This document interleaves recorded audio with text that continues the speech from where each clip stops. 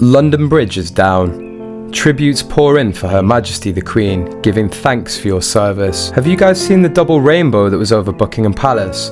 This made me tear up, and this is a global loss. Rest in peace the Queen. Be with Prince Philip now, Your Majesty. The news has come that our gracious Majesty, Queen Elizabeth II of England, has died aged 96. Her passing wasn't expected to happen so fast, but it did. Just 2 days ago, she appointed Liz Truss as the UK's new Prime Minister after the resignation of Boris Johnson earlier in the year. To celebrate the Queen's life, we shall dedicate this video to Her Majesty and what will happen next. We understand that people will have strong feelings about the Sussexes and Andrew being talked about in this mourning period, but that's okay. This is a royal family. Queen's middle son and a second youngest grandson are part of that. We hope you'll join us as we celebrate the woman who was Her Majesty Queen Elizabeth II.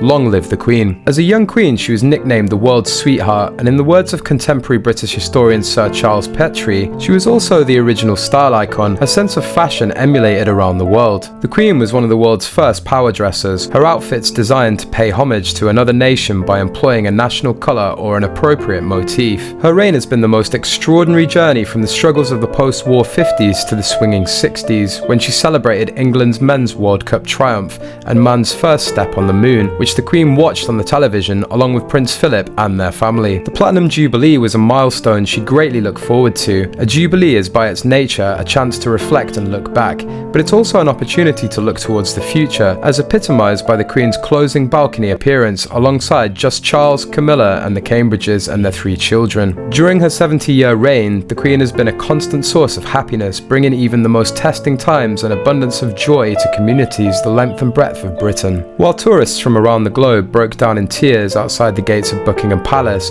at the news of Her Majesty's failing health, the overwhelming sense of sadness of people across the country felt was matched by the outpouring of love as people came to the realization that somebody who's been a constant in the nation's hearts for almost a century had fallen critically ill. The crowd was visibly stunned, with some of the mourners spotted shedding some tears as they became overcome by the news. It felt as if almost every home in every street was decked out in red, white and blue bunting as friends, family, neighbours and work colleagues from across the generations gathered to celebrate her incredible achievements. Royal watchers believe she had shaken 1 million hands during her lifetime, but alongside world leaders and dignitaries, she shared her time equally with the general public. Her regular Buckingham Palace garden parties have frequently rewarded local heroes and community champions with a chance to meet the royal family in a relaxing setting, with the Queen always greeting her guests with a beaming smile. But it's not just in the UK that the love for Elizabeth has remained, it's spread throughout the Commonwealth and around the world, where news of her condition has led to non-stop TV news bulletins